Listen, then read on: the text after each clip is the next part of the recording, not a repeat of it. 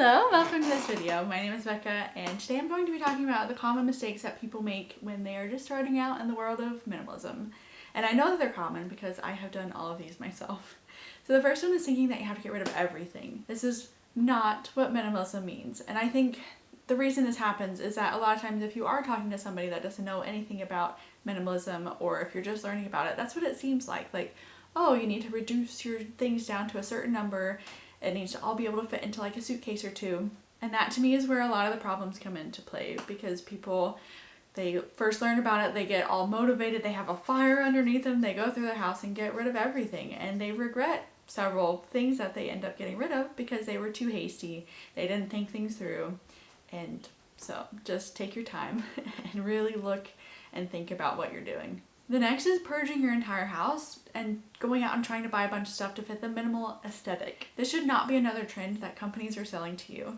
You don't need to rush out and buy all the cute minimalist like baskets and label makers and all of that stuff. And trust me, I've done that. And do it if it makes you happy and it helps your organization and everything. You don't need to copy and paste what somebody else is doing, because that usually just doesn't work out in the end. You also don't need to rush out and convert your house to be all super white and bright and airy. It's all about starting with what you have and looking through your closets and your drawers, getting rid of the excess and helping your life to function and flow better. Take the time to analyze your purchasing habits, reduce and simplify the things that you can in your life, and just move through this whole process slowly and purposefully. Next is copying surface level instead of diving really deep. My version of minimalism is going to look completely different to yours. I could have 6 children and be living in the countryside. You could be single and living in a city apartment. And so if you are trying to learn about minimalism and you watch my videos and you like my aesthetic or whatever, if you try to copy that, it's not going to work, and it's just going to be a waste of your time and your money. Everybody leads different lives, and minimalism is going to work differently from one person to the next.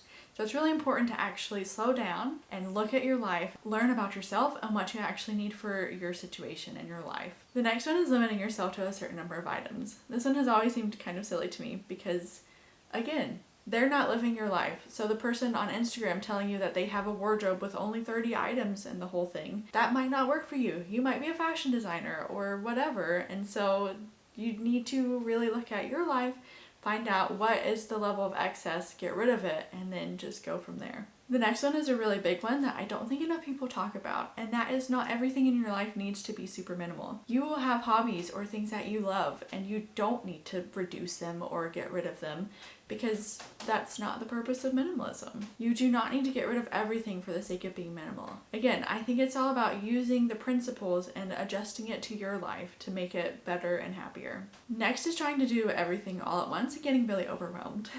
And I have done this so many times.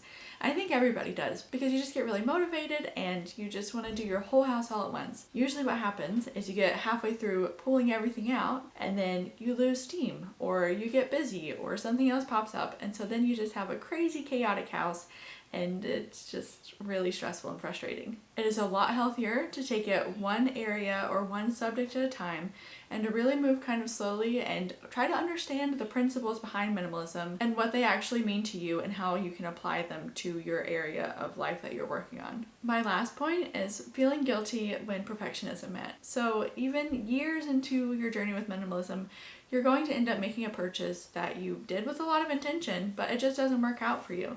And that's okay. You just need to learn from it, let it go, and move on. So that is it. Those are my 7 common mistakes that I know that I made, and I know a lot of other people make when they're just starting out into the world of minimalism. And I think the biggest takeaway, again, is just to remember that minimalism is a lifestyle, and it is so much more than just an aesthetic or a trend.